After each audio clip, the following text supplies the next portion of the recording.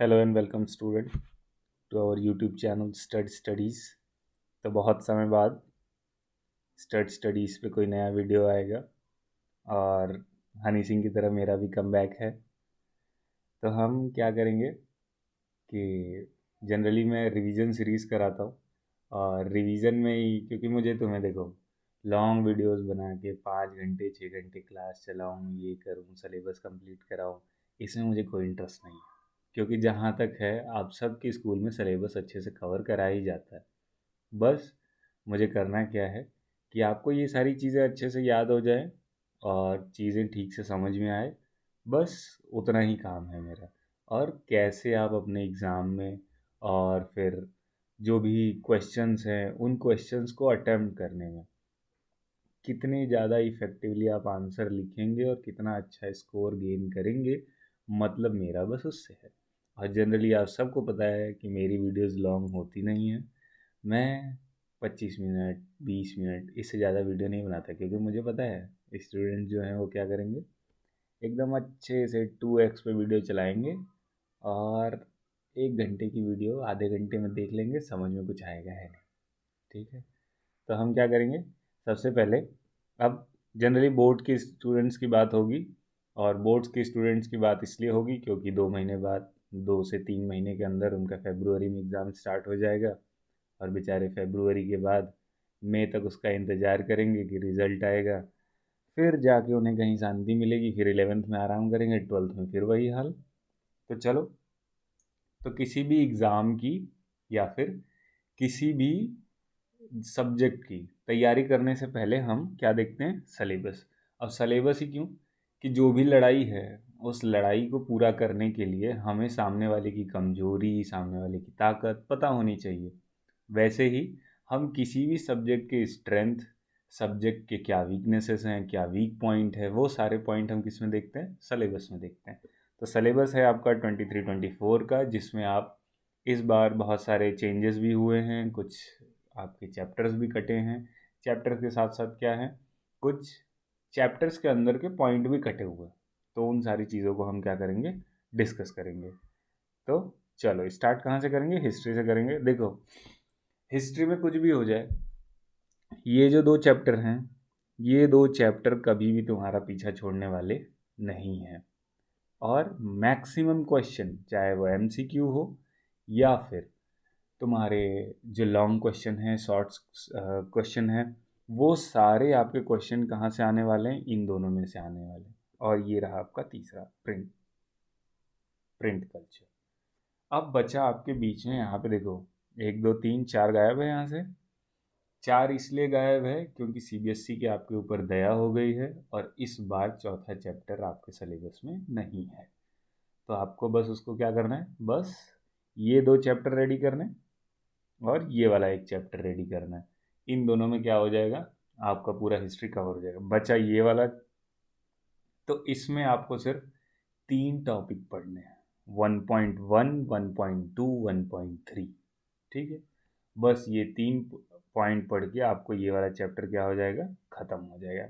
यहाँ पे मार्क्स के एलोकेशन हुए हैं, देखो कितना है, 18+2, मतलब क्या है, 18 मार्क्स के आपके टोटल। इनमें से थियरी आएगी, क्वेश्चन आंसर लिखना है, एमसीक्यू करना है, ये सारी चीज़ें।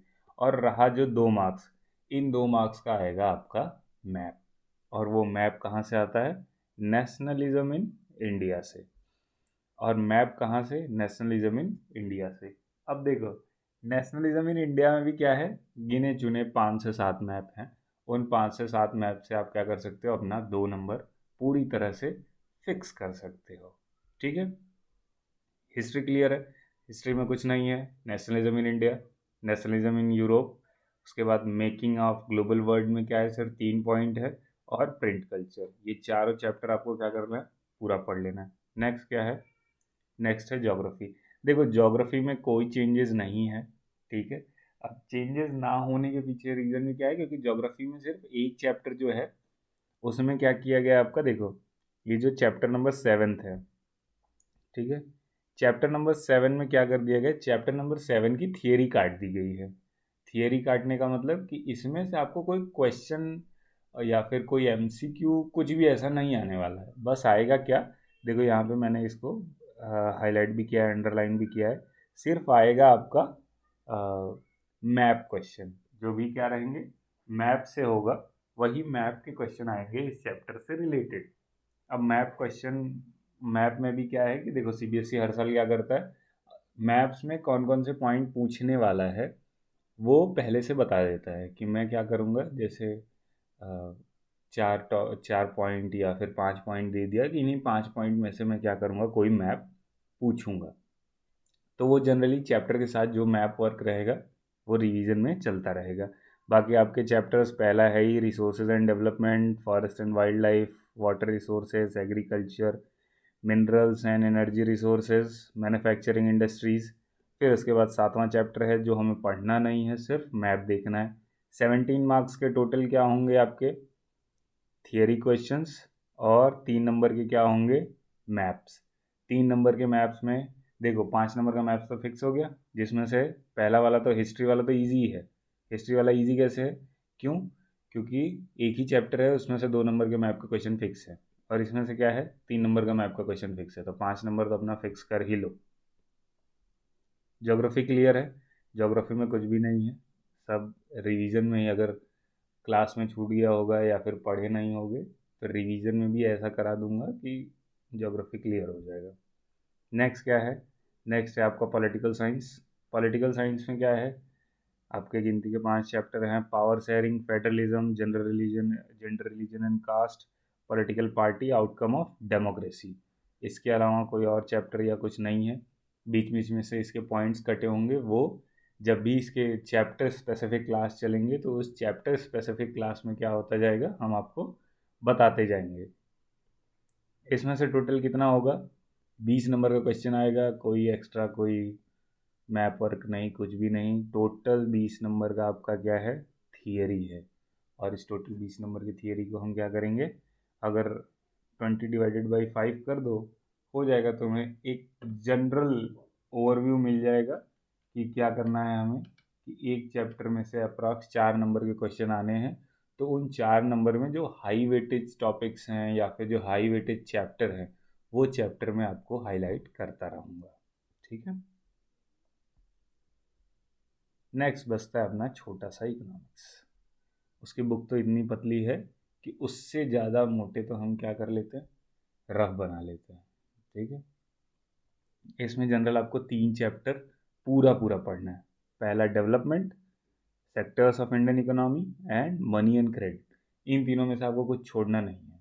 फिर उसके बाद क्या है, जो चौथा चैप्टर है, चौथा चैप्टर सिंपल है।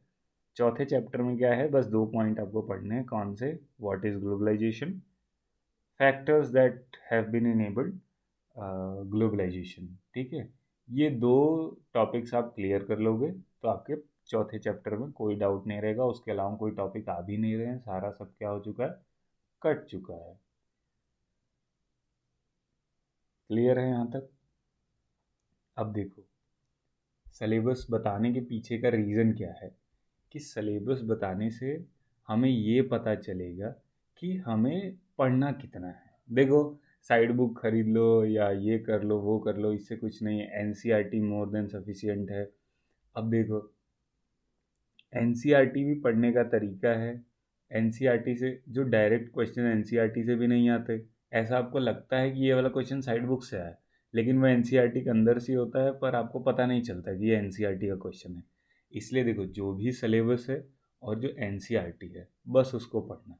अब उसके बाद उसे मैं समझाऊंगा तुम्हें कि कैसे इसको पढ़ना है, क्या करना है। क्योंकि देखो जब तक एक अच्छा गाइडेंस नहीं होगा तो आप पूरा बुक पढ़ डालो, पूरा बुक रट डालो, चाहे कितना भी कर लो, तुम्हें समझ में नहीं आएगा, या फिर समझ में आएगा भी तो तुम अच्छे से नहीं लिख पाओगे।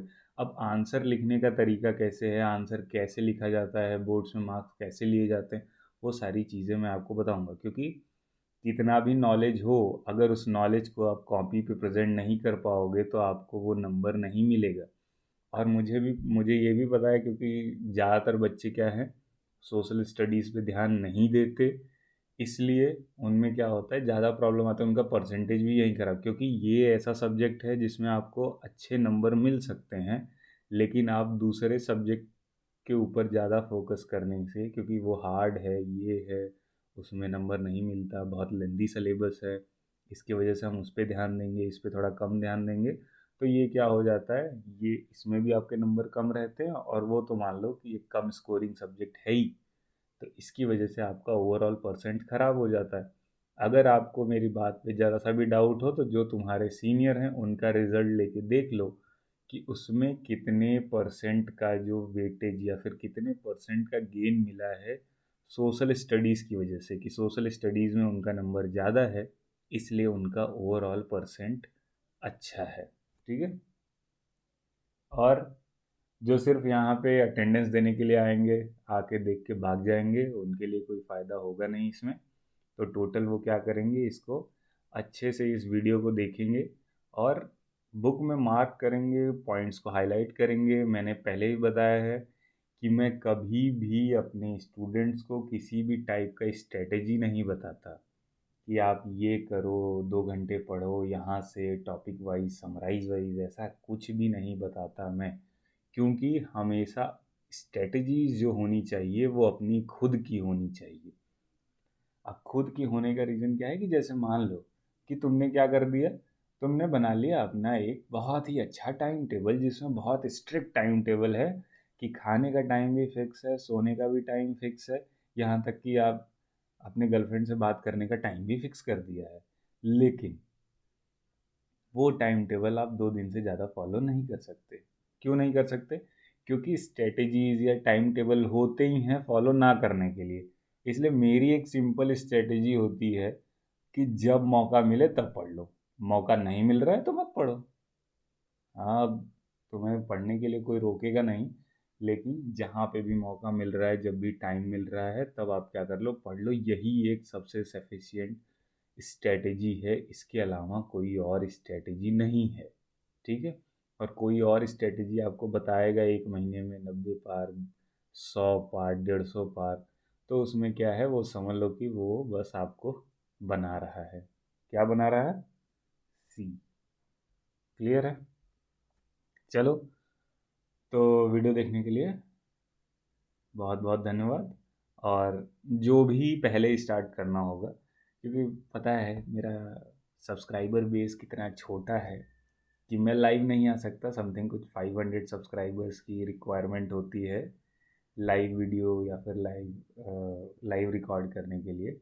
अभी मैं उस क्या कहते हैं, उस क्राइटेरिया को फुलफिल नहीं कर रहा हूँ, इसलिए लाइव नहीं आ सकता यूट्यूब पे। तो जब भी अगर वो क्राइटेरिया फुलफिल हो जाती है, तो उसके बाद मैं क्या करूँगा, इस पे लाइव और फेस कैम वीडियोस, जिससे आपको और ज़्यादा इंटरेक्शन होगा मुझसे। तब तक करेंगे, तब तक क्या करो, पढ़ते रहो और ये वीडियो देखते रहो।